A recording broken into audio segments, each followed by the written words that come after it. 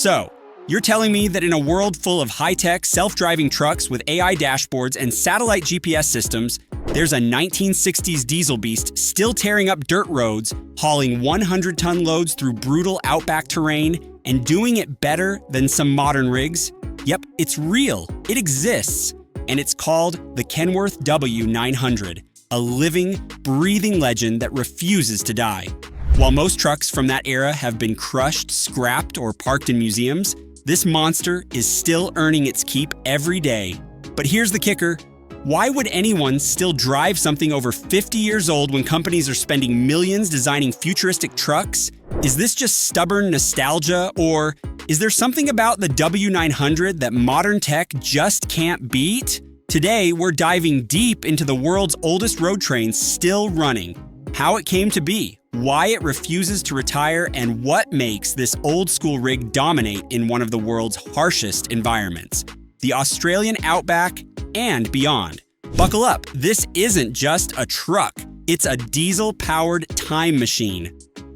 Before the W900 became a legend, the world of road trains was already packed with iron giants built for war, distance, and pure brute force. Let's rewind to where this story really begins. In the early 1950s, trucks like the Mack B61 ruled the roads. Known for its tough-as-nails inline-six engine and bulletproof construction, the B61 was a pioneer in long-distance hauling. It looked like a bulldog, and drove like one too. Then came the Diamond T980, originally built for military tank transport during World War II.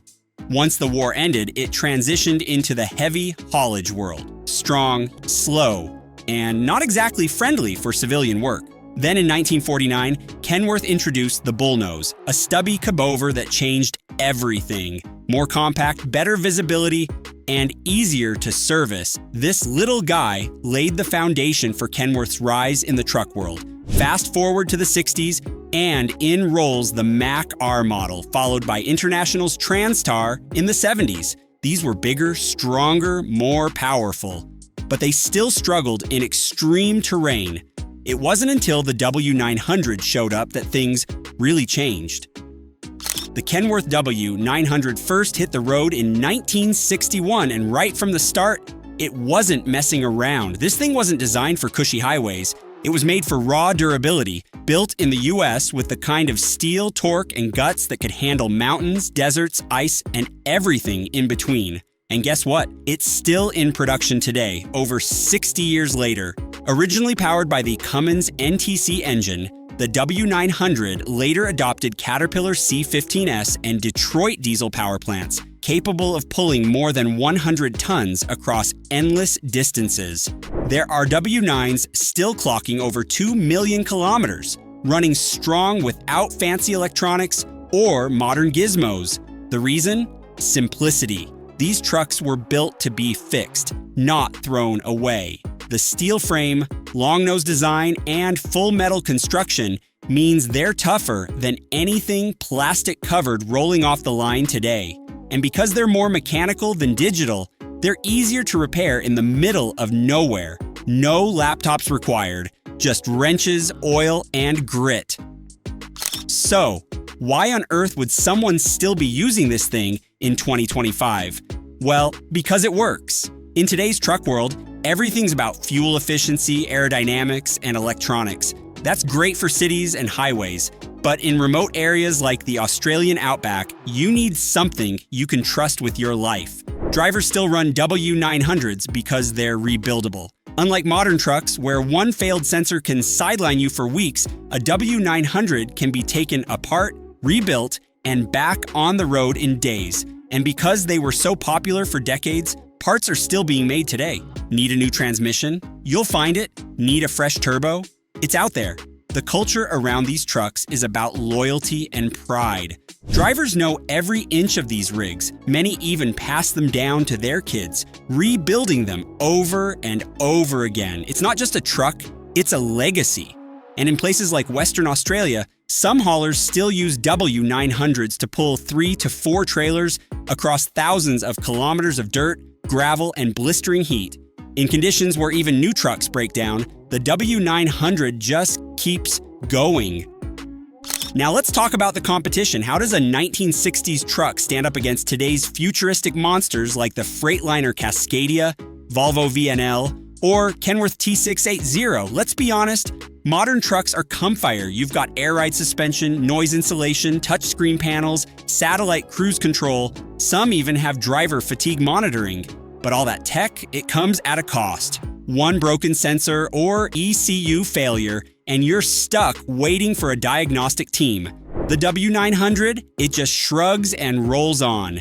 Even power-wise, a rebuilt Cat C15 engine in an old W900 can rival, or sometimes outperform today's powertrains. And when it comes to maintenance costs, the W900 wins big. No fancy tech means fewer breakdowns, cheaper repairs, and longer lifespans. Sure, it doesn't drive itself, but maybe that's the point. Think we're exaggerating? Let's go to the real world. There's a 1975 Kenworth W900 still hauling triple trailers across the Tanami Road, a brutally rough 1,000-kilometer stretch of dirt in central Australia. Every day it carries heavy loads of fuel, mining gear, and supplies to isolated communities and outposts. In the US, old W900s are still running as logging trucks, recovery rigs, and even snowplows in places like Montana and Alaska. Some are owned by collectors, polished and pristine. But many are still working hard, earning real money, outlasting younger trucks by decades.